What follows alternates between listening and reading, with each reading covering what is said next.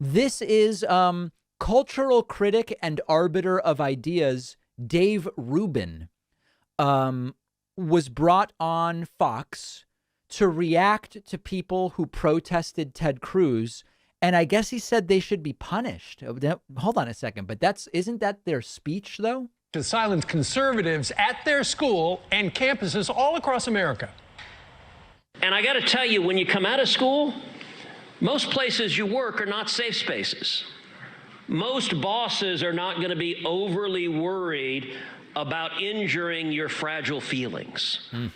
And so I think the point of education is to prepare you for life. And that means encountering things that make you uncomfortable, that make you doubt, that make you question. That's really what an education's all about. Senator Cruz, along with many others, also signing an open letter demanding that Yale punish the disruptors or the protesters at last month's free speech event. Author and Rubin Report host. Now, I'm sure Dave Rubin, as a conservative anti-regulation libertarian, would say, no, people shouldn't be punished for legal speech. Dave Rubin joins us now to react. Dave, what about the senator going back to the eye of the storm with that school of thought, which was remarkably unpopular with the student body? Well, good for Ted Cruz. And of course, Ted Cruz is completely right here. Look, you have a right to protest. It's the most American right there is. You can voice your opinion and you can do it peacefully and properly. And that's what the free exchange of ideas is all about. What you can't do is use your free speech to shout down somebody else. You can't lock doors. You can't pull fire alarms, the litany of other things that we've seen. Hold on a second. Pulling a fire alarm? That's not speech. What? Isn't it shouting fire in a crowded theater that people say? What is it? You can't pull a fire alarm. What the hell is he talking about? I mean, I don't think you're allowed, if you pull a fire alarm for no reason, I'm pretty sure that that's against the law, but is that considered speech? Is it just the wrong euphemism? I don't even know what he's talking about. You're not allowed, you can have speech, but you can't pull a fire alarm. I don't even know what he's talking about. Okay. Every college in America, and until the administrators, the professors, the donors, until they all decide this can't happen anymore, it's going to continue to happen. I suspect at this point the institutions are probably too infected, and we just So how are people supposed to protest ultimately? Is it there's a speaker you don't like, and you can protest outside?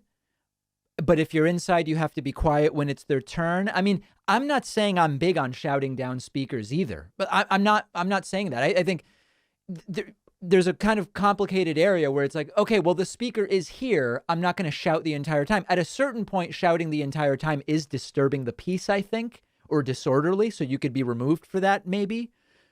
But where is the line exactly? Just need to build new things, because it doesn't seem, no matter how many times you guys talk about it, or I talk about it, or Ben Shapiro talks about it, they just keep marching. So maybe we just actually need new things. Well, that's a great point. But the irony of that event we were looking at, where the speakers were shouted down, is it was a free speech event. Right. And didn't everybody speak? I mean, shouting is speech, right? I don't know. Again, I'm not saying it's my thing. Like, listen, I've done a bunch, dozens of speaking events. If someone was committed to just screaming the entire event, I would expect at a certain point they're escorted out. And if they refuse to leave nicely, at a certain point you call the police and you say, these people aren't even welcome here. This is not a public venue. We're trespassing them. We are indicating, please leave.